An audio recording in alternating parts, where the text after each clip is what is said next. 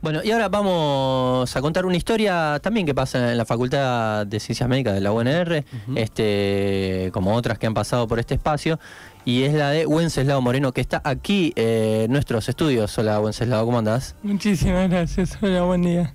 ¿Cómo vas? ¿Bien? Todo bien. Te reías recién cuando decían, compartís esta filosofía de que cualquier cosa que viene de arriba, Obvio. mientras no sea un rayo, lo agarramos, Bueno, Sí.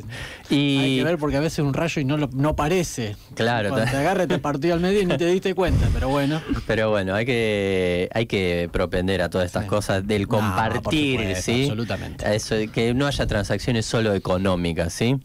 Bueno, y traíamos la historia de Wenceslao porque nos parecía muy interesante sobre, bueno, cómo es la relación de la universidad pública y de la facultad con las personas que quieren estudiar. ¿Sí? Vos te estás por recibir de médico, Wenceslao, ya.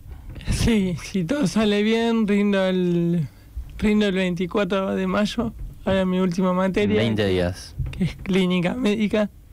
Así que bueno, estamos con esa ansiedad y esos nervios de querer rendir.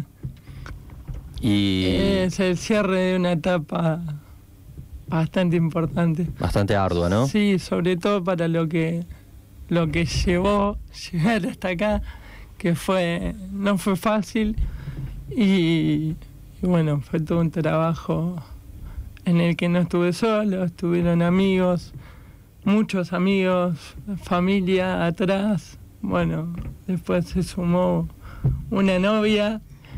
La novia de la facultad. Una novia también de la facultad, que Bien. actualmente está en quinto año. Diana. Una excusa más para comenzar una carrera universitaria, podemos decir. Esa. Totalmente. Bueno, ¿querés contar un poco la historia del principio también? Dale. Cuando yo nací en el canal de parto, me quedé sin oxígeno. Eso me produjo una parálisis cerebral, que me quedó la secuela motriz, que hoy son movimientos anormales. Bueno, cuando nací los pronósticos eran bastante malos. A los 6 años a mí me operan de cadera, me hacen rotación de ambos fémures, lo cual también tuve que aprender a caminar de nuevo. Tuve rehabilitaciones bastante largas y dolorosas con kinesiólogos especialistas en la parte neurológica, fono, terapistas ocupacionales, traumatólogos dedicados a la parte neuroortopédica, neuropediatra, así que fue todo un combo bastante importante, que a la par yo iba al colegio como cualquier otro chico, pero con la diferencia de que en lo que es motricidad fina no podía escribir, así que tenía que hacer todo oral. Y fue todo un proceso. La verdad que fue todo un proceso el hacer, por ejemplo, matemáticas oral o querer decir cómo hago con la carpeta para Claro. completar la carpeta. Era todo un tema. Y aparte, otra cuestión que se presentaba eran los chicos en cuanto a lo que era el bullying. No porque los chicos eran malos, sino porque los chicos, cuando son muy chicos, son directos. Y bueno, yo estaba caminando de vuelta, hubo un momento que estuve enyesado del ombligo hasta la punta del dedo gordo del pie, de las dos piernas. Fue todo una historia. Y en ese proceso, digo, ¿cómo fuiste aprendiendo vos a lidiar con esas cuestiones que te aparecían, digo, desde no poder hacer matemática de manera escrita, y también cómo las instituciones te fueron alojando de alguna forma, o no? En lo que es la escuela que tuve en Mar del Plata fue bastante buena. También tuve amigos que me han acompañado en esa instancia. ahí yo creo que como ya de entrada empecé a hacer todo oral, acostumbrarse a eso era mucho más fácil. Y de alguna manera todo eso te va formando para después, ¿no? En lo que era ponerle la parte de bullying, hablando de lo que era de la infancia, fui desarrollando como una defensa cómica, como tomarlo todo como una parte cómica para que eso no me influya tanto. Y también te va formando una coraza que hoy en día la tengo y se me hizo es lo que me hace parte de la personalidad, ¿no? Y todo eso cambió mucho cuando yo me mudé a Rosario. ¿Sos marplatense? Soy marplatense. Me mudo a Rosario en 6º grado de la primaria, donde ahí cambió todo el paradigma porque empecé otro deporte, empecé taekwondo. Taekwondo fue un deporte que me ayudó, un arte marcial que me ayudó muchísimo. Que tenías 11 años más o menos. Tenía 11 años. Me ayudó muchísimo porque estaban mis entrenadores muy seguros de que lo que yo tenía era una limitación mental en cuanto a lo que era que no iba a poder. O sea, estaban seguros de que yo iba a poder hacer lo que yo quisiera. Que yo, todas esas limitaciones del movimiento, por el rango de movimiento, era mucho menor por el tema de la operación, yo lo iba a poder compensar de alguna manera. Y así también fue como se fue laburando y llegué a donde quería llegar, que fue rendir el cinturón negro. También fue la aventura de rendir y de competir con otra gente que no tenía discapacidad y yo tenía que andar compensando cómo hacer con alguien que tenía mucha más flexibilidad o con alguien que era más alto y yo por ahí no le podía pegar tan arriba. O sea que en la rendida de cinturón negro es en un combate, digamos. No. Una cosa fueron los cambios de cinturones y otra cosa fueron los ¿cómo es? Las competiciones, donde vos tenías la parte formal de las figuras, de las formas, y después tenías la parte de combate. Y ahí era toda la par, no había este que tiene discapacidad le damos un puntito de más, jamás. Y eso también estuvo bueno porque a mí me ayudó también a querer seguir creciendo y querer seguir ampliando mucho más y ir siendo más detallista en cuanto al arte marcial. Y yo más o menos cuando tenía el cinturón verde punta azul empecé a ayudar a mi entrenadora a entrenar a los más chiquitos, otra cosa que me encantaba hacer, que era dar clase, más que nada los cinturones blancos, pero que tenían 5, 3, 8 años como mucho, y también fue una experiencia muy linda. Me llevé un montón de amigos y ahora cuando termine la facu es muy probable que vuelva a retomar, debido a que ahora me han contado que se implementó el tema de taekwondo con discapacidad y es algo que también me gustaría probar acerca de los torneos estos con gente con discapacidad. Wenceslao, te quería preguntar esto, que vos venís a Rosario más o menos en 6º grado, ¿y a qué escuelas fuiste? Acá en Estela Maris en Fisherton. ¿Y secundaria también? Secundaria también completo, del cual también me llevo muchas anécdotas, pues hice muchos amigos que al día de hoy mantengo muchísima relación. ¿Y la parte de arte marcial a dónde la hacías? En el Club Atlético Fisherton, con Alejandro Lorenzo y la familia, digamos. El enfoque, por lo menos que uno piensa del arte marcial, es que no es solamente el tema de lucha, esto es una filosofía detrás de eso, ¿no? Totalmente. Una forma de pensamiento. Lo que te quería preguntar es, además de esto, bueno, a ver, puede no tener respuesta si no querés, porque a mí me preguntas, yo soy médico y me preguntas por qué sos médico, y la verdad que no sé, tengo 1000 posibilidades. Pero mi pregunta va en ese sentido, ¿por qué medicina?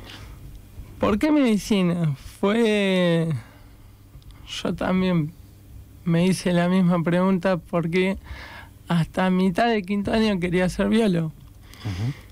Hasta que un amigo, mi mejor amigo... ¿Por el lado de la biología molecular o biólogo? No, biólogo por el lado de los animales, biología marina. Hasta que un amigo me dice, mi mejor amigo Nacho, me dice que quería estudiar medicina.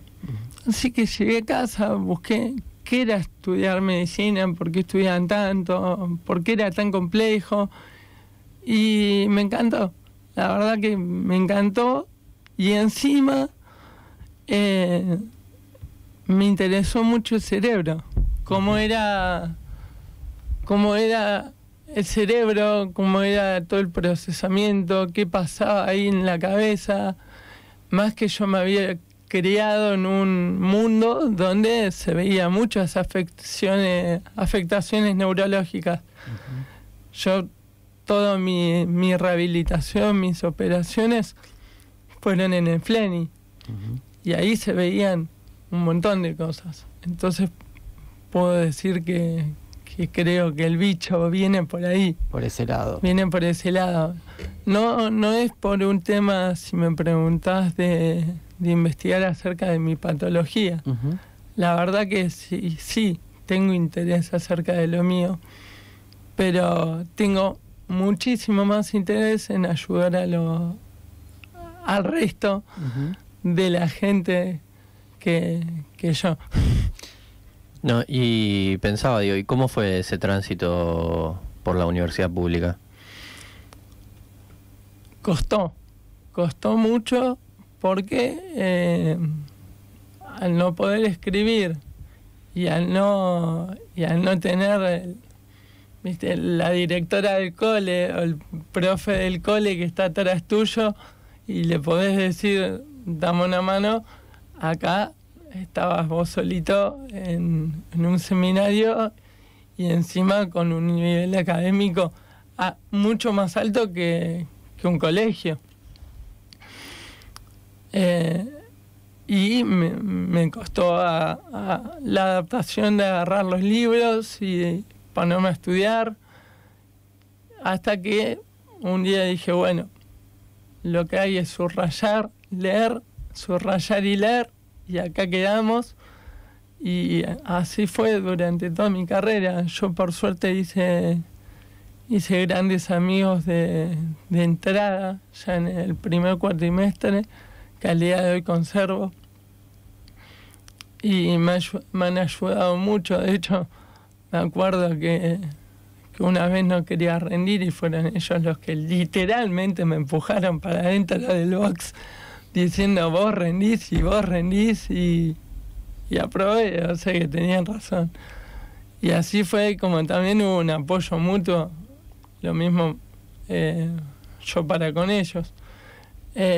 Lo que está bueno de la facu es eso, que hay mucho apoyo entre la gente. Siempre un apoyo de amigos y de esta gente que no conocías, que estabas rindiendo y te veías tan nervioso que venían y te preguntaban o querés agua o algo, o viceversa. Vos ibas a hablar para que el otro se calme, que vaya mejor.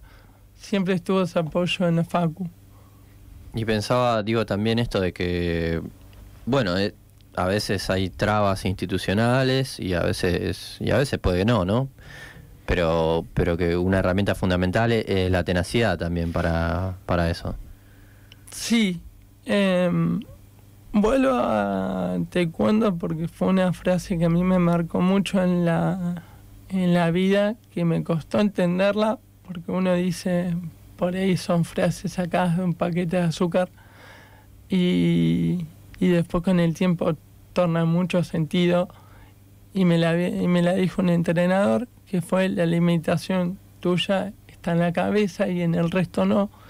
Y eso lo apliqué para absolutamente todo, más que nada en la facultad, donde me di cuenta que era constancia, que era perseverancia, que si yo me fijaba algo y lo tenía que hacer y lo iba a hacer, y así fue como lo conseguí.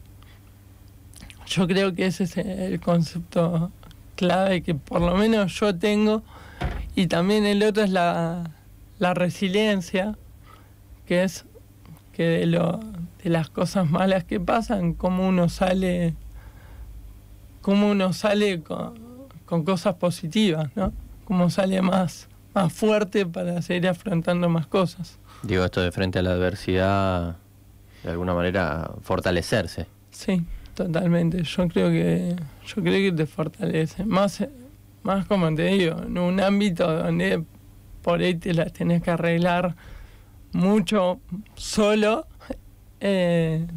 salís con herramientas para el día de mañana poder desenvolverte mucho mejor y no depender de una ayuda de afuera, o de que te venga alguien a dar una mano así caída del cielo. Claro. Bueno, estamos con Wenceslao Moreno, estudiante de la Facultad de Ciencias Médicas. Hacemos una pequeña tanda y enseguida volvemos. A todas las personas que quieran escribirnos pueden hacerlo al 3413-886677. Y continuamos aquí en Mil Grietas con Wenceslao Moreno, estudiante de la Facultad de Ciencias Médicas, casi a pronto de rendir su última materia. ¿Cómo son las charlas entre profesionales, compañeros, no? ¿Cómo son? Y no hablan de medicina, hablan de cualquier otra cosa. No, absolutamente. No, jamás hablo de fútbol, claro, de filosofía, pero no, de medicina para el trabajo nomás. No, seguro, es un oficio. Muy bien. A fin de cuentas. ¿Vos qué decís? ¿También compartís más o menos? Totalmente. Mucho no puedo contar porque todavía no me añadí la parte de... Todavía no tenés matrícula, mira, claro. Ya está ahí.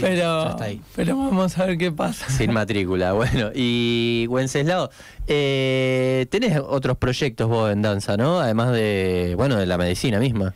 Sí, todo surgió cuando BLD me llamó. BLD es una empresa financiera que me llamó para dar una charla que justo iba con la temática de ellos porque cumplían 20 años y habían pasado múltiples adversidades y querían un chico también de 20 años que también haya pasado por circunstancias paralelas.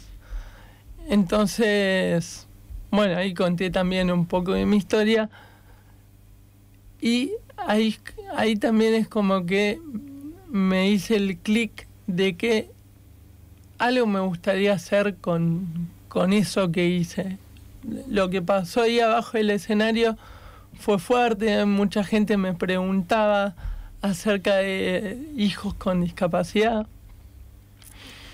Y me di cuenta que no hay un lugar para hablar de discapacidad o no hay un espacio de contención tampoco para gente que tiene ciertas dudas, como por ejemplo un hijo con discapacidad, cómo arrancar o cómo abordarlo.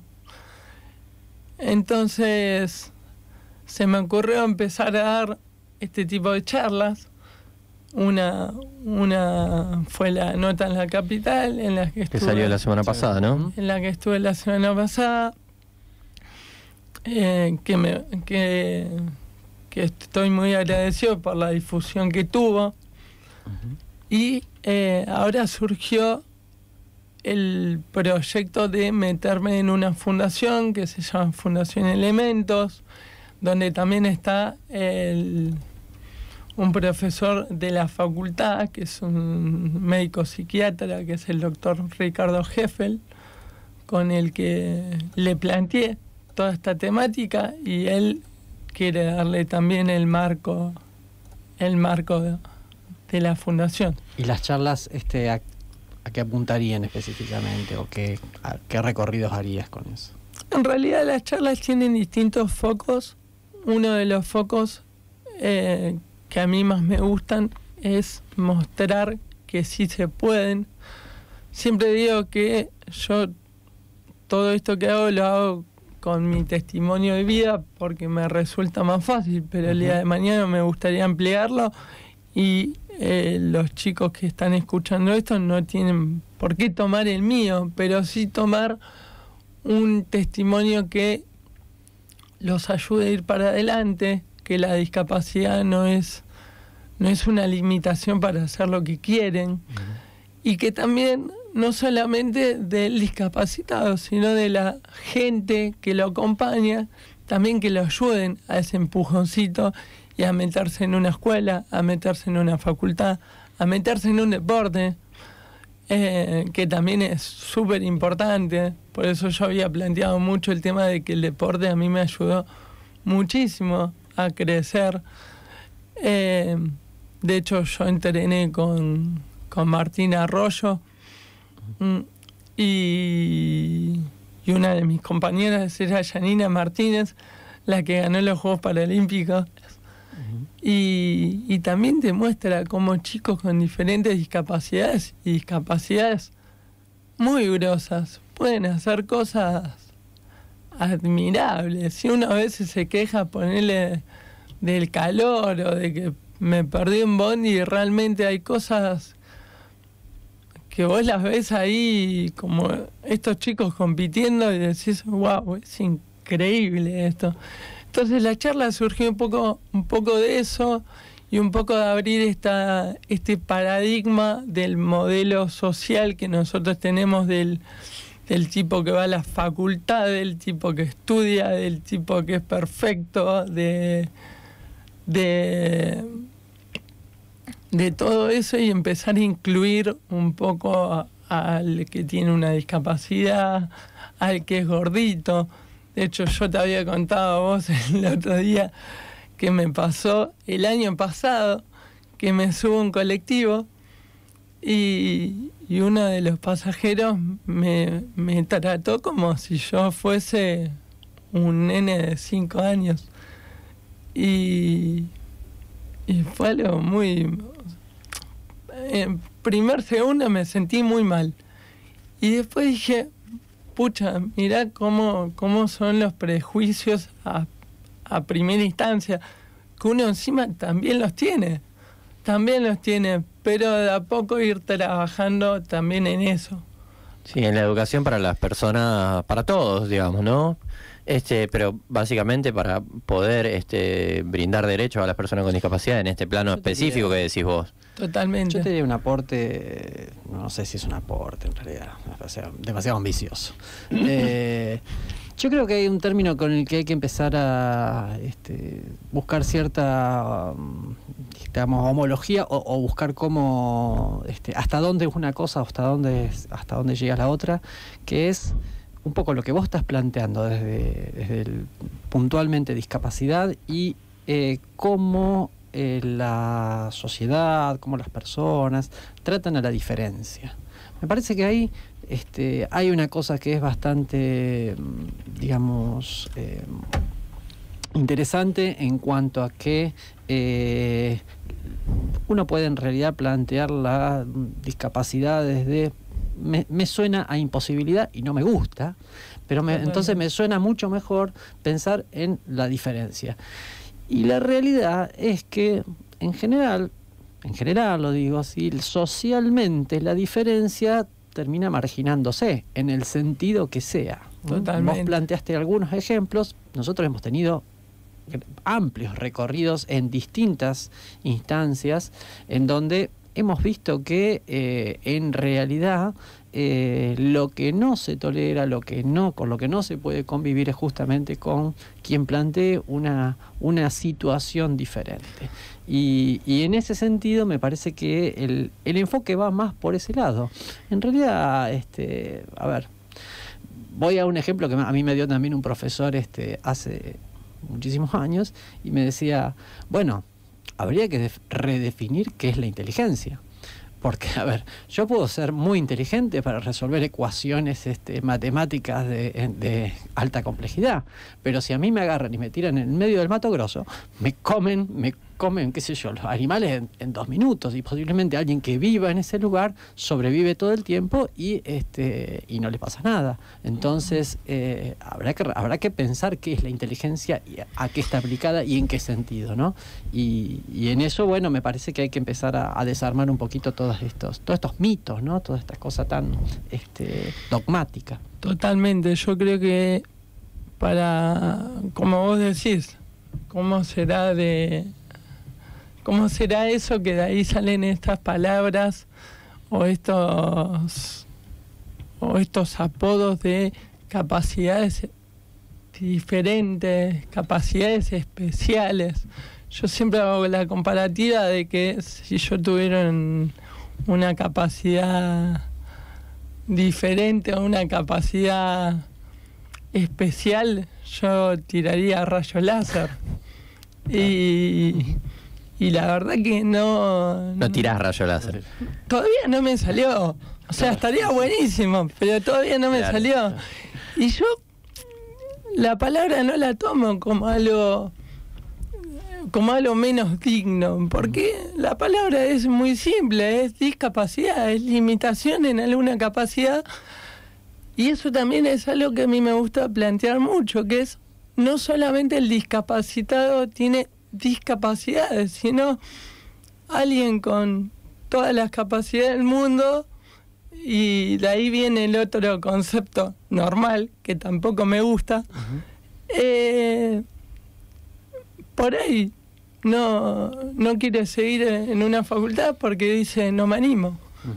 Y alguien con una discapacidad sí. Entonces no hay un límite neto en esto de la discapacidad como lo dice la palabra, y tampoco lo veo como algo ¿cómo lo puedo decir? Como una palabra fuerte, discriminativa. No, de una. Es justamente, nada, poder decirlo para sacarle el mito, y justamente en esto que vos decías, de este trato a veces que se hace infantilizando a las personas con discapacidad, no, tratarlos como personas, digamos, totalmente. Justamente, y reconocer esa diferencia y manejarse con naturalidad y con normalidad en eso, me parece, ¿no? Totalmente. Y con sensibilidad también, obvio, como con cualquier otra persona. Yo creo que uno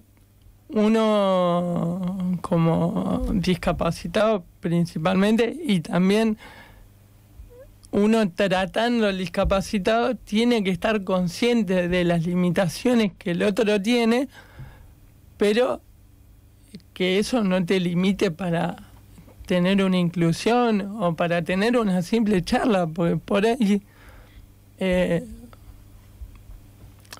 eso no excluye, o no debería, mejor dicho, no debería excluir una posibilidad de una inclusión, de un contacto, digamos, con el otro, contacto, ¿no? Eso es lo que quería decir. O de un desarrollo. Sí. Exacto. Bueno, Wenceslao, te agradecemos mucho por haber venido a Mil Grietas y nada, por participar de nuestro programa y contar tu historia también, ¿no? Muchísimas gracias a ustedes. Bueno, estábamos con Wenceslao Moreno, mirá, justo en el medio mientras estábamos hablando con vos. Hola, buen día, un saludo para Wenchi, que lo conocemos desde hace un tiempo y somos testigos de su dedicación, que cuente de su experiencia con la música, dice Betty. Bueno, lo vamos a dejar para otro programa. Dice otro mensaje: felicitaciones por tus logros, Wenchi, y ejemplo de que todo se puede por propia iniciativa, ¿sí? Y excelente entrevista nos dice también Cristina, que está escuchándonos del otro lado. Así que bueno, nada, lo mismo te decimos nosotros desde acá del piso, ¿eh? Muchas gracias por venir, Wenceslao. Muchas gracias.